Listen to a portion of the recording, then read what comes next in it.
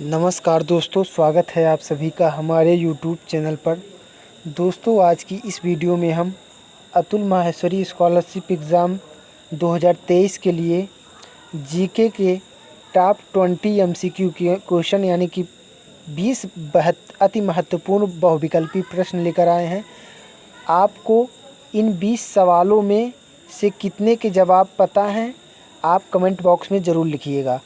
आप पहले 20 सवाल देखिए, उनका उत्तर मन में दीजिए या कमेंट बॉक्स में दीजिएगा और अंत में बताइएगा कमेंट बॉक्स में कि आपने 20 सवालों में कितने क्वेश्चन सही किए।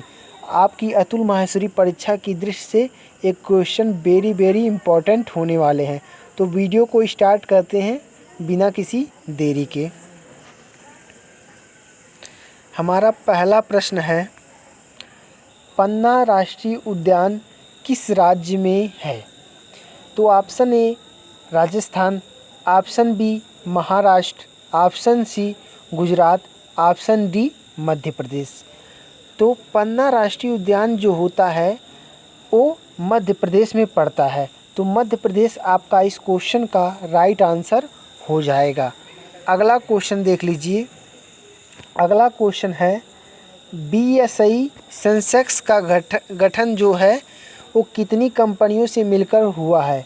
जो बॉम्बे स्टॉक एक्सचेंज है, BSE मतलब बॉम्बे स्टॉक एक्सचेंज का गठन कितनी कंपनियों से मिलकर हुआ है? तो बॉम्बे स्टॉक एक्सचेंज का गठन हुआ है 30 कंपनियों से मिलकर।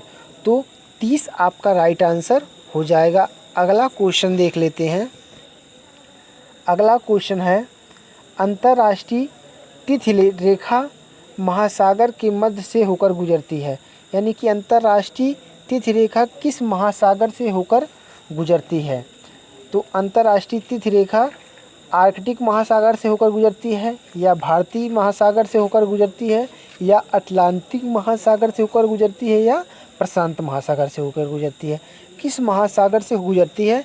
तो इसका राइट आंसर आपका हो जाएगा प्रशांत महासागर से गुजरती है अंतर्राष्ट्रीय तिथि रेखा। अंतर्राष्ट्रीय तिथि रेखा प्रशांत महासागर से होकर गुजरती है। अगला क्वेश्चन देख लेते हैं। अगला क्वेश्चन है, तुर्की की राजधानी क्या है? तुर्की की राजधानी पूछा है। तो तुर्की की राजधानी option A Jerusalem, option B Canberra, option C Wellington, option D Ankara. तो तुर्की की राजधानी जो है वो हो जाएगा अंकारा। तो अंकारा आपका राइट आंसर हो जाएगा। अगला क्वेश्चन देख लीजिए। अगला क्वेश्चन है, हुमायूं का जन्म किस वर्ष हुआ था? हुमायूं का जो जन्म था वो किस वर्ष हुआ था? हुमायूं कब पैदा हुआ था? ऑप्शन ए है 1508, option B 1608, option C 1708, option D 1808। तो हुमायूं पैदा हुआ था आपका 1508 में। तो 1508 आपका इस क्वेश्चन का राइट आंसर हो जाएगा। अगला क्वेश्चन है, 3D प्रिंटर का आविष्कार किसने किया था? 3D प्रिंटर का आविष्कार किसने किया था? तो ऑप्शन ए है निक होलोनिक ने, ऑप्शन बी इलायस होवे ने, ऑप्शन सी चक हल ने, ऑप्शन डी क्रिस्टियन ह्यूजेंस ने। तो 3D प्रिंटर का आविष्कार जो किया था ये किया था चक हल ने। तो चक हल आपका राइट आंसर हो जाएगा। अगला क्वेश्चन देख लेते हैं। अगला क्वेश्चन है, अल्फा कण कहाँ विद्यमान होते हैं? तो अल्फा कण कहाँ विद्यमान होते हैं पूछा है। तो ऑप्शन ए है बीटा कणों के द्रव्यमान का 2 गुना, ऑप्शन बी ऋणात्मक आवेशित, ऑप्शन सी बिल्कुल हीलियम के केंद्रक के जैसा, ऑप्शन डी गामा किरणों की तुलना में कम आयनित क्षमता। तो इसका राइट आंसर आपका हो जाएगा बिल्कुल हीलियम के केंद्रक के जैसा अल्फा कण होते हैं। अल्फा कण किसके समान होते हैं? अल्फा कण बिल्कुल हीलियम के केंद्रक के समान होते हैं। अगला क्वेश्चन है, प्रतिबाधा की इकाई क्या है? यानी कि प्रतिबाधा की यूनिट पूछा है। तो ऑप्शन ए है Ohm, option B Henry, option C Tesla, option D Hertz. तो ऑप्शन ए आपका राइट आंसर हो जाएगा, प्रतिबाधा की इकाई हो जाएगा ओम। ओम प्रतिबाधा की इकाई आपका राइट आंसर ओम के साथ चला जाएगा, तो ओम आपका राइट आंसर हो जाएगा। अगला क्वेश्चन देख लेते हैं।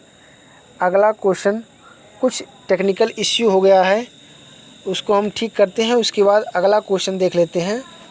अगला क्वेश्चन आपका है लोकसभा में सदस्यों की अधिकतम संख्या कितनी हो सकती है? तो लोकसभा में सदस्यों की अधिकतम संख्या 552 होती है। 500 सदस्य निर्वाचित होते हैं और 2 सदस्य एंग्लो इंडियन होते हैं। अगला क्वेश्चन है अपनी स्वतंत्रता से पहले बांग्लादेश किसका हिस्सा था? तो अपनी स्वतंत्रता से पहले बांग्लादेश क्या भारत का हिस्सा था, क्या चीन का हिस्सा था, क्या पाकिस्तान का, या यूनाइटेड किंगडम का? तो अपनी जो स्वतंत्रता हुई थी बांग्लादेश की, जो जब स्वतंत्रता हुई थी तो किस देश से अलग होकर हुई थी, क्वेश्चन यह पूछा है। तो 1971 में आज़ाद हुआ था बांग्लादेश। किस देश से? पाकिस्तान से आज़ाद हुआ था, तो पाकिस्तान का हिस्सा था उसके 1971 के पहले बांग्लादेश। अगला क्वेश्चन है किसके शासनकाल को मुगल वास्तुकला का स्वर्ण काल कहा जाता है? तो इसका ऑप्शन ए है Akbar, option B Jahangir, option C Shahjahan, option D Humayun. तो किसके शासनकाल को मुगल वास्तुकला का स्वर्ण काल कहा जाता है? तो प्यारे बच्चे, शाहजहां के कार्यकाल को मुगल वास्तुकला का स्वर्ण काल कहा जाता है और जहांगीर के काल को चित्रकला का स्वर्ण काल कहा जाता है।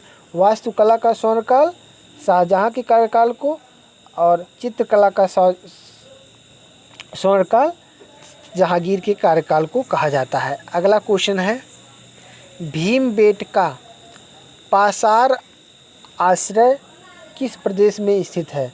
तो भीमबेटका की गुफाएं कहाँ हैं? पूछा है भीमबेटका कहाँ पर स्थित है? तो महाराष्ट्र, हिमाचल प्रदेश, कर्नाटक और मध्य प्रदेश, ये आपके विकल्प हैं। तो इन विकल्पों में से भीमबेटका कहाँ है? तो भीमबेटका जो आपका है वो मध्य प्रदेश में पड़ता है, तो मध्य प्रदेश आपका राइट आंसर हो जाएगा। अगला क्वेश्चन है वह सर्वोच्च नागरिक सम्मान जो अनुपम खेर को प्रदान किया गया है? तो अनुपम खेर को कौन सा सम्मान प्रदान किया गया है अभी हाल ही में? आपका करंट अफेयर का क्वेश्चन बन सकता है। अनुपम खेर को हाल ही में किस सम्मान से सम्मानित किया गया है? तो अनुपम खेर को पद्म भूषण से सम्मानित किया गया है इस साल। अगला क्वेश्चन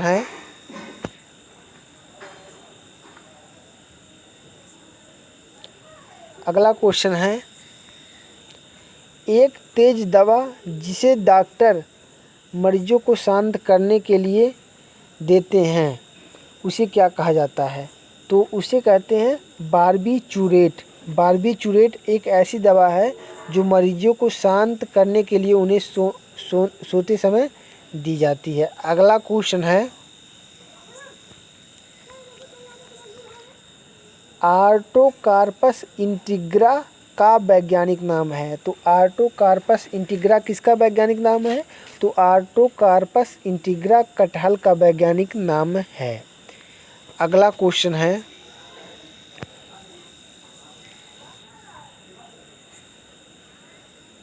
कौन सा अंग वसा में घुलनशील विटामिनों का भंडारण करता है? तो कौन सा अंग वसा में घुलनशील विटामिनों का भंडारण करता है? इसका राइट आंसर हो जाएगा यकृत। यकृत वसा में घुलनशील विटामिनों का भंडारण करता है। अगला क्वेश्चन है निम्नलिखित तत्वों में से किसका गलनांक सबसे कम है? तो किस तत्व का गलनांक इन दिए गए विकल्पों में से सबसे कम है? तो सबसे कम गलनांक होता है टाइटेनियम का। तो टाइटेनियम आपका इस क्वेश्चन का राइट आंसर हो जाएगा। अगला क्वेश्चन है